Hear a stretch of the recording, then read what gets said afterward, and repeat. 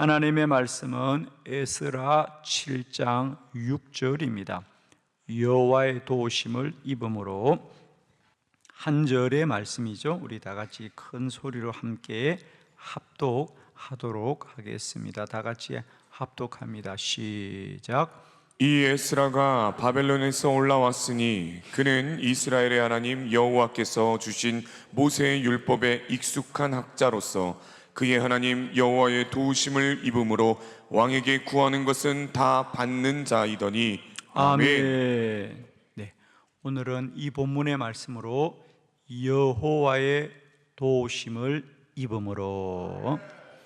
자, 오늘도 우리는 어떤 축복보다도 하나님의 도우심을 입는 저와 여러분 되기를 축원합니다. 우리는 믿음 생활을 하면서도 늘 이런 갈등을 합니다. 하나님께 더 가까이 갈 것인가? 아니면 사람에게 더 가까이 갈 것인가? 사람들은 이런 거죠. 우리가 기도하는 자리 혹은 예배하는 자리 혹은 주의 일을 하는 자리에 갈 때 늘 그런 갈등을 합니다. 예를 들면 우리가 내가 사람을 만나는 것 때문에 예배를 드리지 못합니다.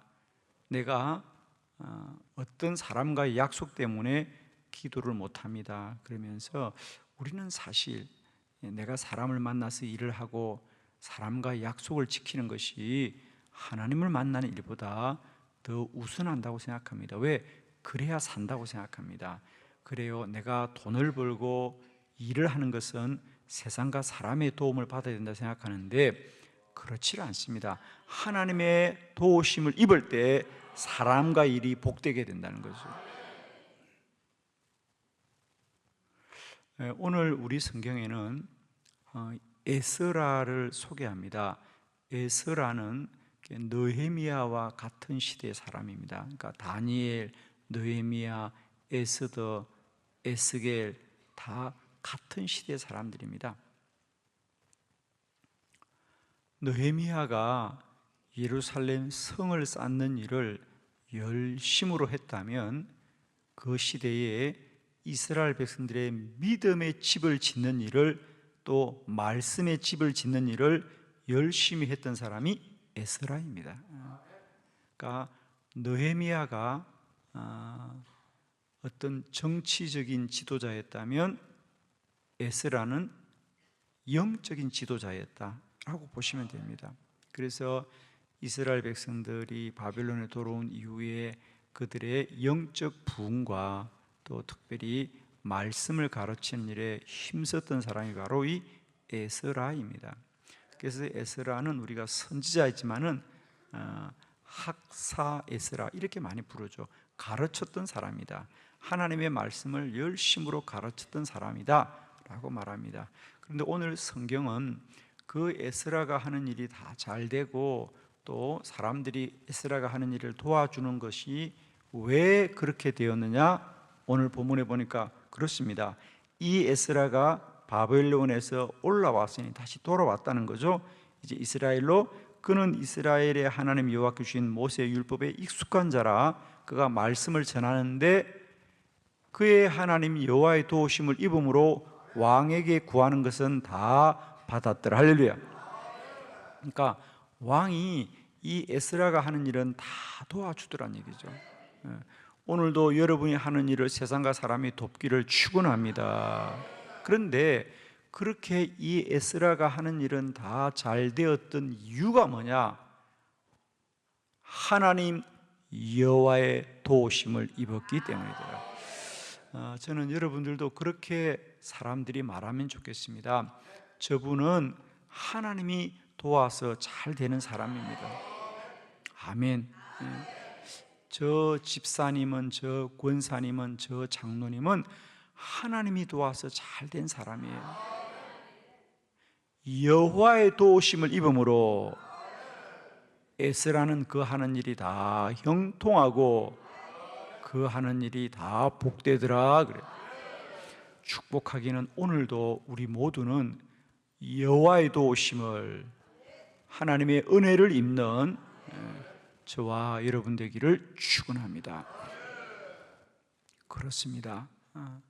믿음의 사람들은 오직 하나님의 도우심을 입어야 합니다. 하나님이 기도하는 여러분에게 날마다 때마다 은혜 베푸시고 여호와의 도우심이 행하는 모든 일에 함께 하시기를 축원합니다. 그렇습니다. 오늘 이 에스라가 여호와의 도우심을 입었습니다.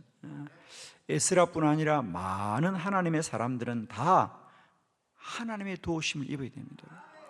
왜냐하면 사람의 일은요, 우리가 아무리 열심히 하고 노력을 하고 수고를 해도 사람은 다 완전하지 않거든요.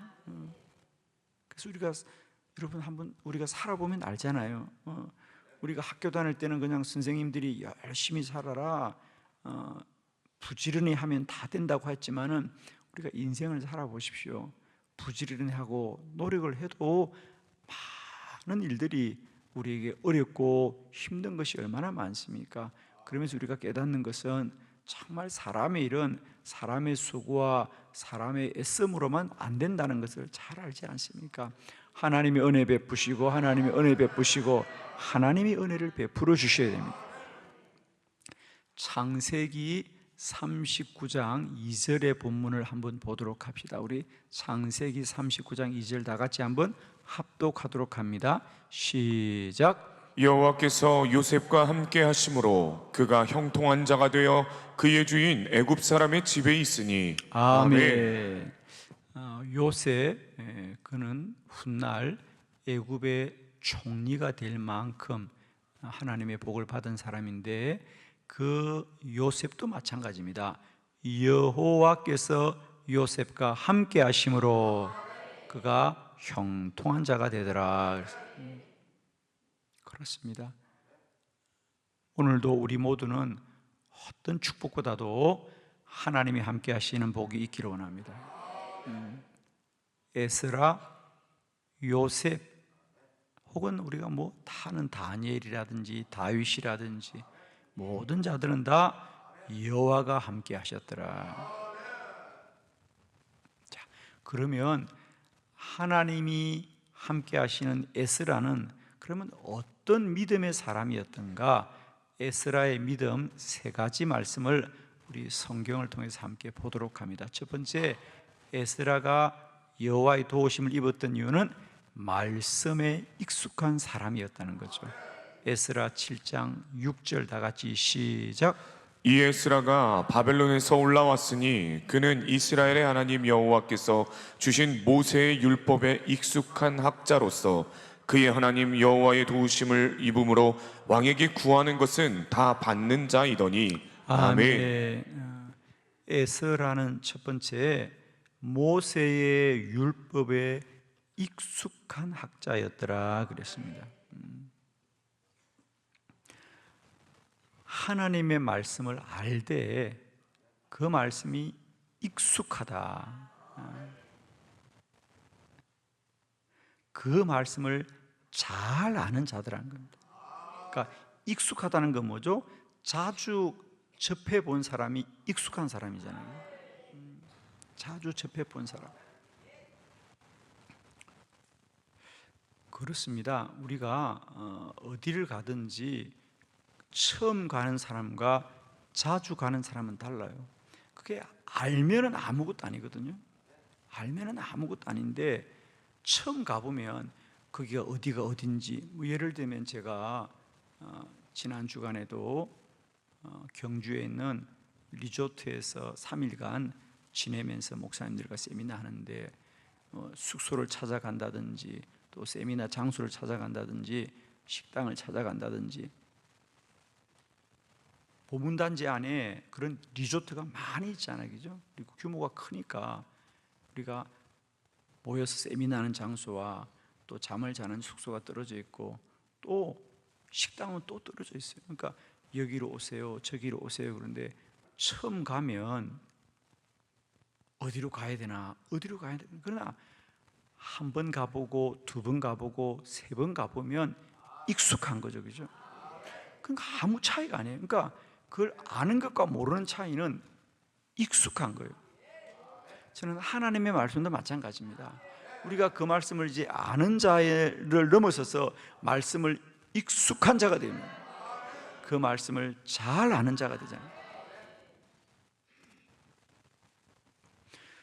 하나님의 말씀을 모르는 사람이 없으면 다 알지요. 그러나 그 말씀이 얼마나 익숙한 사람이 되는 거예요. 하나님의 말씀에 익숙할수록 하나님의 은혜를 입는 것이죠. 말씀이 그 안에 날마다 때마다 익숙한 사람은 말씀이 그 사람을 지켜가시고요, 이끌어가는 겁니다.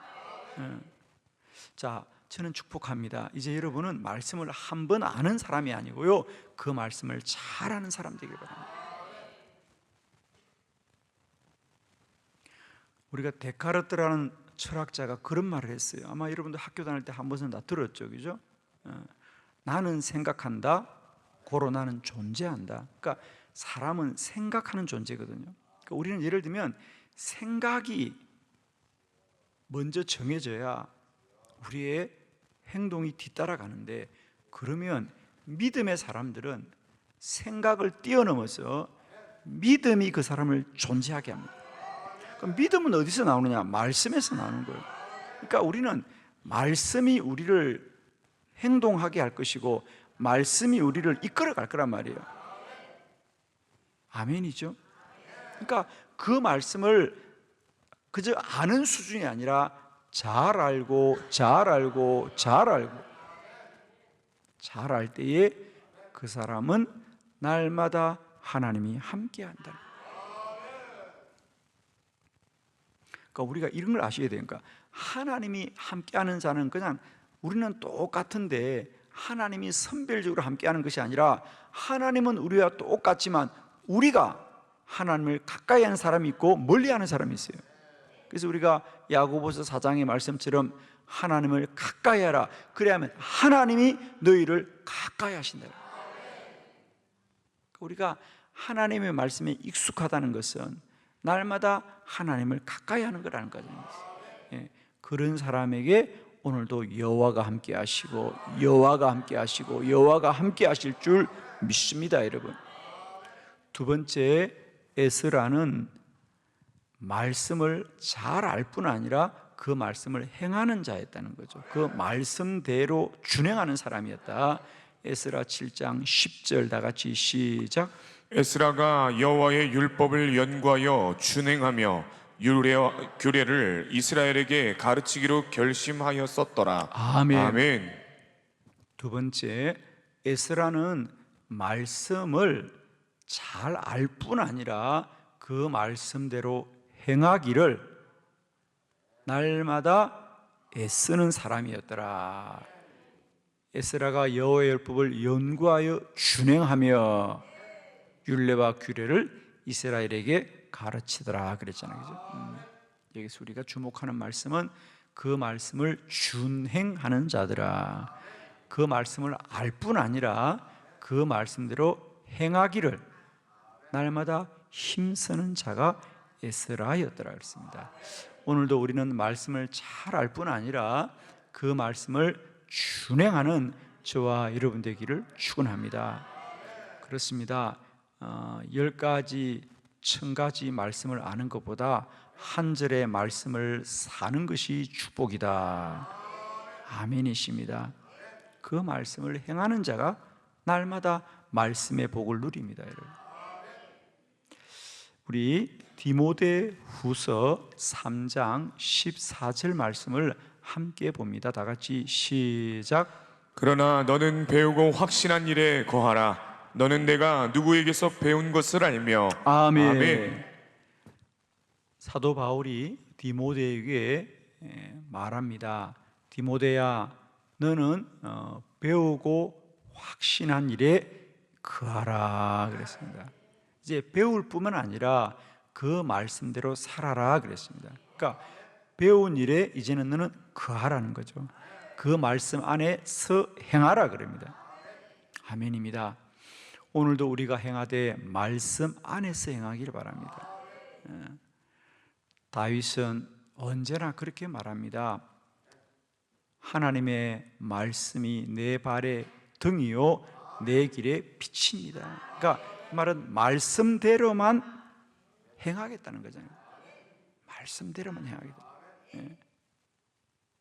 축복하기는 오늘도 우리 모두는 말씀대로 행할 때 하나님이 그 사람에게 복을 준다는 거예요. 그러니까 우리는 자꾸만 하나님 믿으면 복 받고 하나님 믿으면 잘 된다고 하는데, 그 말은 뭐죠? 하나님의 말씀대로 살 때 그렇게 된다, 그 말이에요. 하나님의 말씀대로 살 때 우리가 그렇게 되어질 것이다. 세 번째, 에스라는 날마다 하나님의 도우심을 입었는데 왜? 그는 그 말씀을 알고 익숙하고 준행할 뿐 아니라 완전하게, 할렐루야, 말씀에 완전한 사람이었더라. 에스라 7장 12절 다 같이 시작. 모든 왕의 왕 아닥사스다는 하늘의 하나님의 율법의 완전한 학자 겸 제사장 에스라에게 아멘. 그러니까 아닥사스다는 하늘의 하나님 그 율법의 완전한 학자 겸 에스라에게 그러잖아요. 그러니까 에스라를 소개할 때 하나님의 율법의 완전한 학자다 그래. 그런 사람에게 그가 도움을 주고 그를 힘있게 하였더라 그랬습니다. 그러면서 말합니다. 그는 하나님의 율법의 완전한 사람이었다. 이제 우리 모두는 우리의 믿음이 더 온전하기를 원합니다. 그러니까 그걸 안다, 내가 그걸 알고 있다가 아니고 그 아는 것에 더 완전하게 하시옵소서. 우리가 하나님의 말씀을 아는 것과 행하는 것뿐 아니라 그 행함이 더 온전하게 하옵소서. 온전하게 하옵소서. 자, 우리가 온전해진다는 것은 어떤 의미냐면 여러분, 우리가 이 물컵이 있습니다, 그죠? 지금은 이 물이 이 컵에 가득 차 있습니다.